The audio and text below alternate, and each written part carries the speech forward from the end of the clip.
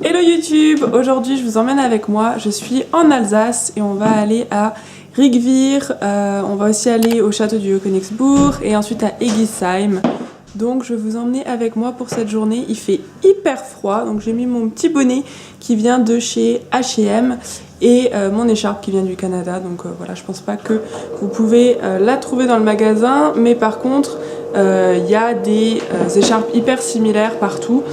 Donc voilà, c'est parti! Hello, on est arrivé à Rigvir. Et donc on a tous faim parce que bien sûr on est arrivé à midi. Mais... Rigvir, c'est un petit village qui est typiquement alsacien avec une architecture en fait qui fait sa renommée et qui est typiquement alsacienne. Le village est tout en pente et c'est vraiment très très joli. Donc si vous allez en Alsace, je vous conseille fortement d'aller à Rigvir parce qu'en plus avec les décorations de Noël, c'est vraiment très très très beau. Vous avez en fait des petits personnages qui vont bouger, vous avez des décorations dans toute la rue principale et puis il y a aussi de très bons restos alsaciens. Et voilà, et en fait ici c'est super beau parce que il y a plein de maisons dans ce style alsacien. Et vous trouverez à Rigvir un magasin de décoration de Noël qui en fait est permanent, donc vous pouvez y aller toute l'année vous pouvez y trouver des décorations de Noël. On a trouvé une petite rue avec une maison toute décorée avec des nounours, je trouve ça trop mignon. Ils font aussi de la dégustation de bière chaude.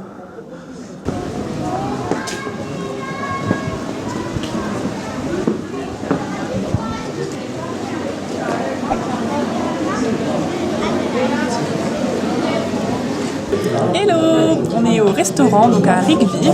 Je vais vous montrer ce qu'on a pris. On a pris une mince tiflette. C'est une tartiflette au minster, spécialité locale. Et c'est vraiment très joli, trop beau. On voit pas trop bien parce qu'on est en intérieur. Et là, on a la mince tiflette. Bon app. Alors après avoir été au restaurant, on a décidé quand même d'aller faire un petit tour au marché de Noël qui est en fait tout en bas de Rigvir. C'est pas du tout un grand marché de Noël, il y a environ une trentaine de chalets à peu près, mais c'est quand même très joli et c'est à faire en fait si vous êtes sur place, autant y aller.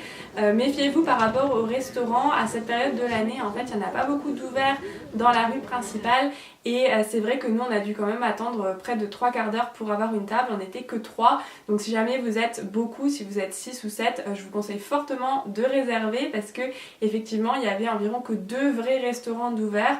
Les autres restaurants c'était plus des petits snacks où vous pouvez vous asseoir dehors en fait, mais c'est vrai que par le temps qu'il faisait on n'avait pas trop envie de s'asseoir dehors. Donc voilà, je vous conseille quand même de réserver si vous êtes nombreux. Ensuite, on est allé au château du Haut-Königsbourg, donc c'est un château qui est quand même très renommé en Alsace, qui est à faire si jamais vous ne l'avez jamais fait, et vous pouvez en fait le voir depuis l'autoroute quand vous arrivez en Alsace, et c'est vraiment un très grand château qui en fait a été complètement ruiné à une certaine époque, il restait vraiment plus rien, plus de murs, il y avait vraiment que les bases, et c'est l'empereur allemand qui l'a reconstruit. Donc c'est vraiment quelque chose à faire et c'est quand même assez impressionnant d'avoir un si gros château comme ça au milieu d'à peu près rien en fait. Hello! On est arrivé au château du Haut-Königsbourg. Je vous ai montré la vue un petit peu. On a, dans 1 heure il va faire nuit à peu près. Donc on va se dépêcher d'aller visiter. C'est un très grand château. Si vous n'êtes jamais venu en Alsace, je vous conseille de le faire. Moi j'ai déjà fait mais du coup comme Eric il est là, on va le faire pour lui montrer. Et c'est un super château, vraiment il est assez grand en plus donc il y a pas mal de trucs à voir. Par contre, si vous venez au mois de décembre, habillez-vous parce qu'il fait quand même très froid. On a beaucoup de couches sur nous aujourd'hui. Et là, j'ai pas encore mes gants, mais je vais les mettre parce qu'il fait vraiment très froid. Et en plus, il y a un petit peu de vent. Voilà, je vous montrerai un petit peu des images du château. Donc nous on a décidé de faire la visite du château sans audioguide, déjà parce que mon père et moi en fait on avait déjà visité le château donc on n'a pas forcément envie de refaire tout, et puis Eric parlait pas français et en fait pour être honnête on s'est pas trop renseigné sur les audioguides, on n'y a même pas trop pensé. Par contre une chose à laquelle il faut penser c'est que si vous avez des cartes étudiantes, il y a je crois 2 € sur le ticket d'économie donc ça vaut quand même le coup. La visite est à faire même si vous prenez pas d'audioguide, même si vous êtes avec des enfants, parce qu'en fait le château est complètement meublé, donc à chaque fois que vous rentrez dans une pièce, vous pourriez presque vous asseoir ou aller vous coucher, voilà, il y a vraiment tous les meubles et c'est vraiment très intéressant parce que ça vous donne une réelle impression de vivre dans le château et que le château a encore de la vie en fait. Pendant la visite, vous avez accès à la fois à l'intérieur, vous pouvez aller dans le donjon, vous pouvez aussi aller donc à travers les pièces, vous pouvez visiter la chapelle. Ça c'est le donjon, on est en haut du donjon, je crois, et là on a les escaliers. Le château il a été construit au XIIe siècle, il a été restauré au XXe, puisqu'il avait été attaqué et complètement démoli, il était complètement en ruine.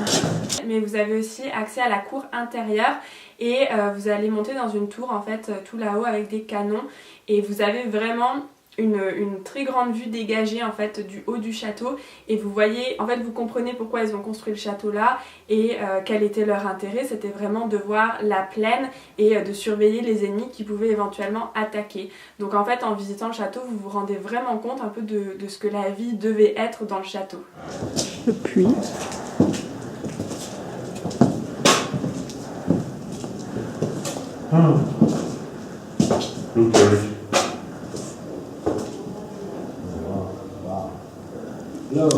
On a terminé notre journée par la visite d'Egisheim, donc il faisait déjà nuit, hein. En hiver il fait nuit là-bas à 4-5 heures. On est à Egisheim et donc c'est un village en rond et c'est super mignon. Qu'est-ce qu'il y a? Il est bien protégé. Ah oui. Donc le village est en rond, donc il faut voilà, faire un rond. Et c'est très joli, on retrouve les maisons typiques avec toutes les décorations de Noël. On voulait quand même y aller parce que moi j'étais déjà allée mais je voulais montrer à Eric en fait le village est très intéressant dans le sens où déjà il est typiquement alsacien mais aussi il est tout en cercle et donc en fait vous pouvez vraiment faire un rond dans le village en suivant la petite ruelle principale et il y a une chose qui fait la renommée du village aussi, c'est le pigeonnier que vous ne pouvez pas manquer en fait dès l'entrée du village, vous allez le voir. Et donc alternativement nous sommes à la recherche d'une gaufre au chocolat et d'un petit vin chaud tant qu'on est. Pour ce qui est du marché Noël d'Egisheim, il n'est pas très grand, encore une fois il y a peut-être une trentaine de chalets. Par contre, vous y trouverez du vin chaud et des crêpes au chocolat, donc voilà, je vois pas de quoi on se plaint. Mais au-delà de ça, il y a une jolie fontaine, le village en fait est vraiment très joli, c'est un beau cadre de Noël en tout cas. À cette période, c'est vraiment très joliment décoré, donc c'est quelque chose à faire si vous êtes en Alsace.